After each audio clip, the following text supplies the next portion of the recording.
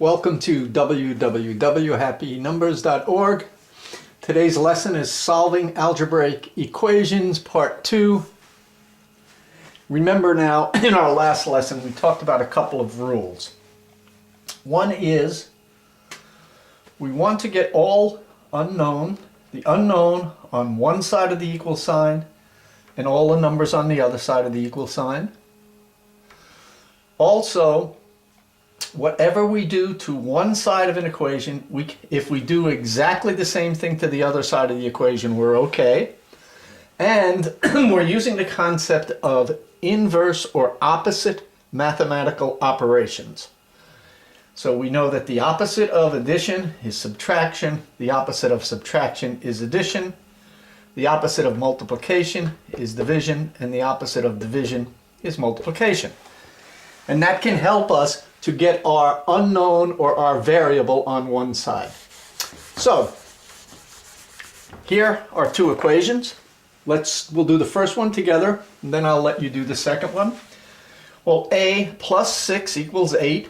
Now again, I know you can see immediately in your head that 2 plus 6 is equal to 8, but we have to solve it algebraically so that when we get into more complex equations, we'll know what we're doing. So we want to get a all by itself. To do that, I have to get rid of this positive 6. Well, I know I can use the inverse mathematical operation, which is minus. So I can put a and a minus 6, and I know that if I do that to this side of the equation, I have to put a minus 6 on this side. So I'll get a, and positive 6 and negative 6 go away, they cancel each other out, equals 8 minus 6, which is 2. Now if I go back to my initial equation, a plus 6 equals 8, and I substitute my answer, which is 2. 2 plus 6 equals 8. 8 equals 8, so my answer has to be correct. Okay, so I'm going to put, you have a problem there, and I'm going to put another problem here for you. Let's put b plus 3 equals 14. All right, now put your video or DVD on pause and work both of these problems, then turn it back on again, and then we'll go over them.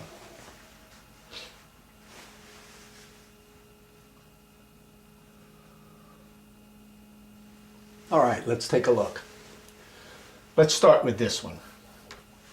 b plus 3 equals 14. I have to get my variable or unknown by itself here.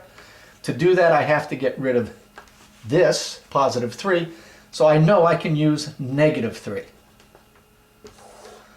And I know I can do, if I do that to this side, then I have to do negative 3 on this side. So then I get b, these cancel each other out, equals 14 minus 3, which is 11. So I'm saying our answer is 11. So let's go back to our initial equation. B plus 3 equals 14. I'll substitute my answer 11. 11 plus 3 equals 14. 14 equals 14. So my answer is absolutely correct. Good. Let's try again here. Z plus 5 equals 19. I have to get z by itself, which means I have to use my inverse relation to get rid of this, so that would be minus 5. If I do minus 5 on this side of the equation, I have to do minus 5 here, and then I get z, this goes away, equals 19 minus 5, which is 14. So I'm saying, okay, I've solved for z, and I'm saying z is 14. Let's go back to our initial equation. Z plus 5 equals 19.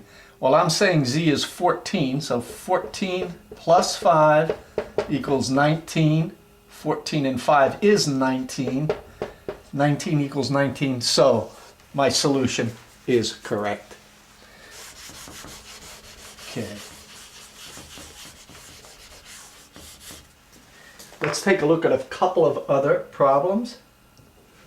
Let's try 7 plus a equals 3. And let's try 12 plus x equals 5. All right. Don't be fooled here just because these are reversed. The process is the same. So go ahead and put your video on pause, work these problems, and then we'll take a look at it.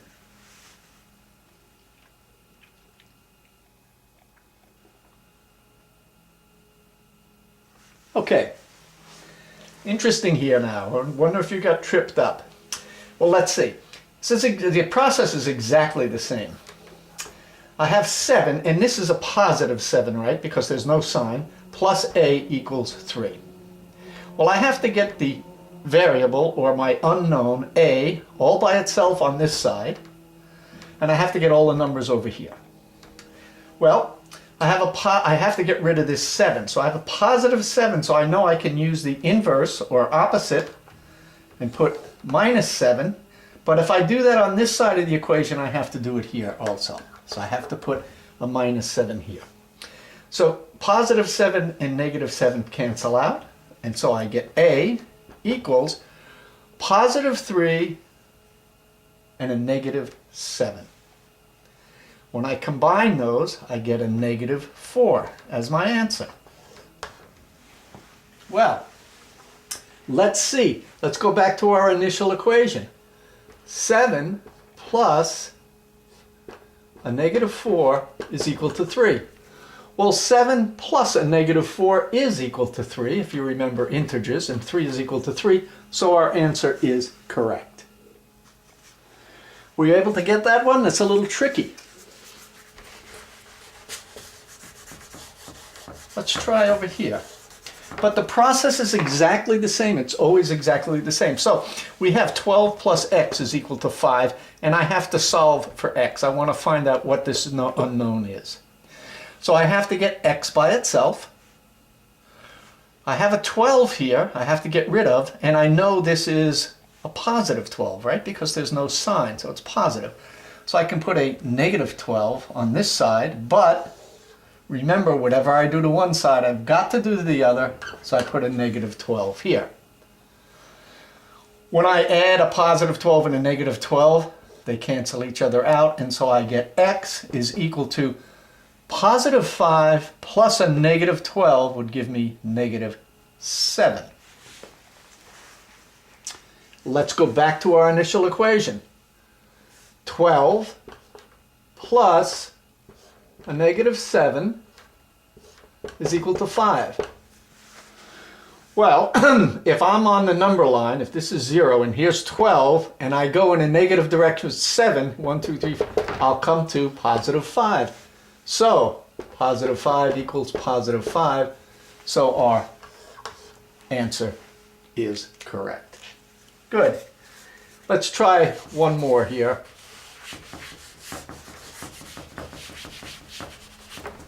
And let's see what we get. Let's have 6 plus, let's go 6 plus w equals 4. Okay, put your video on pause and work this one, and then turn it back on and we'll take a look.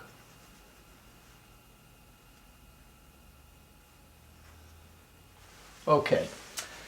Well, again, the process is exactly the same. I have to get w, or the unknown, by itself. And I have a 6 here, and I know that this is a positive 6.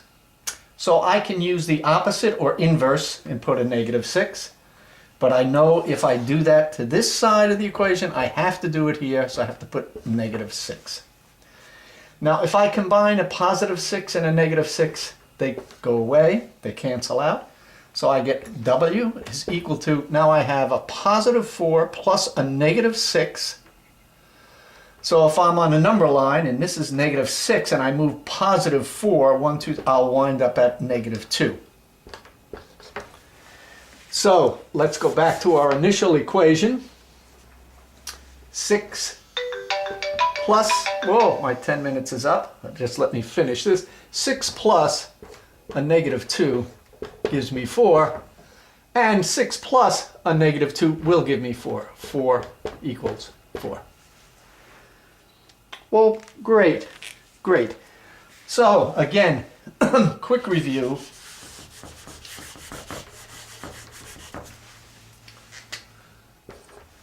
To solve for an unknown in an equation, we want to get the unknown on one side of the equal sign and the numbers on the other side.